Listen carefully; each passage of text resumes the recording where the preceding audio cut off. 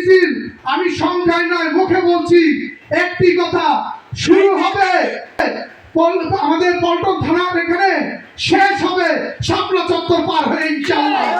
আমি বলে দিলাম তারেক রহমানের ভয় নাই, আমরা সবাই তারেক সেনা, আমরা সবাই তারেক সেনা।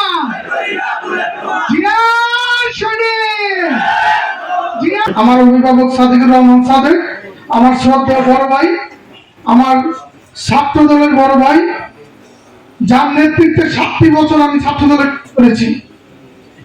আসলে কিছু প্রশংসা না করলেই নয়, আমি যদি বক্তব্য শিখে থাকি আমার অভিভাবক সাদিকুর রহমান সাদেক এবং মশিউর রহমান রনি ভাইয়ের কাছ থেকে শিখেছি।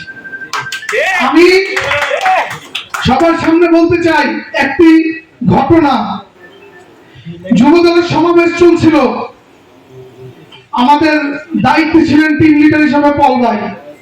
উনি হঠাৎ করে বর্তমান সমাবেশের পরিস্থিতি কে কে উপস্থিতি আছে উনি পর্যবেক্ষণ করতে এসেছেন। উনি এসে দুইটা জায়গায় বসেছে, মশিউর রহমান রনি ভাই এবং আমার সাথে উপস্থিত ছিলেন আমাদের সম্মানিত আহ্বায়ক সাদিকুর রহমান সাদেক। আমার যদিও ওনার নাম বলছি, আমি ভাই বলছি না, কারণ ওনাকে আমি সবসময় সম্মান করি, গুরু বা চাচা বলি, সবার সামনে বলি।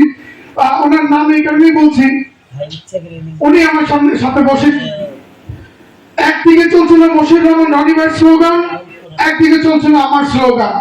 পল ভাই বলেছে এই সমাবেশে আমি যতটুকু ঘুরে এই দুইটা স্পটে বসে আমি সর্বোচ্চ শান্তি পেয়েছি এবং তোমাদের স্লোগান শুনে আমি মুগ্ধ হয়েছি। নারায়ণগঞ্জের স্লোগান শুনে আমি মাফ করবেন বললাম, কারণ আমি আমার আহ্বায়ক এবং আমার সদস্য সচিবের অনুমতি ছাড়া আমি সংখ্যায় নাম বলতে চাইনি। যেহেতু আমার আহ্বায়ক এবং সদস্য সচিব বলেছে যে তুমি সংখ্যায় বলে দাও, আসলে আমি একটি কথা বলবো, আপনারা বিগত দিনে আমাদের এই সভাপতি সদস্য সচিবের নেতৃত্বে সমাবেশে গিয়েছেন সবাই। আপনারা বলেন নারায়ণগঞ্জের সংখ্যায় যদি আমাদের বলতে হয় তাহলে কি এটা হয়? নারায়ণগঞ্জ কি কারণে সংখ্যায় প্রমাণ দিয়েছে? কর্মে প্রমাণ দিয়েছে না? নারায়ণগঞ্জের মিছিল আমি সংখ্যায় নয় মুখে বলছি একটি কথা, শুরু হবে শুরু হবে আমাদের পল্টন থানার এখানে, শেষ হবে শাপলা চত্বর পার হয়ে ইনশাআল্লাহ।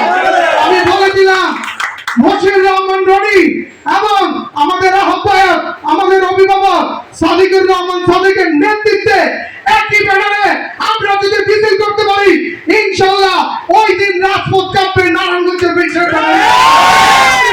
চলে গেলাম মশিউর রহমান রনি ভাই এবং সাদিকুর রহমান সাদেক ভাই যদি আমাদেরকে একটু আশ্বস্ত করতে পারে, ওয়াদা দিলাম আমি খায়রুল ইসলাম সজীব যে ওই দিন নারায়ণগঞ্জে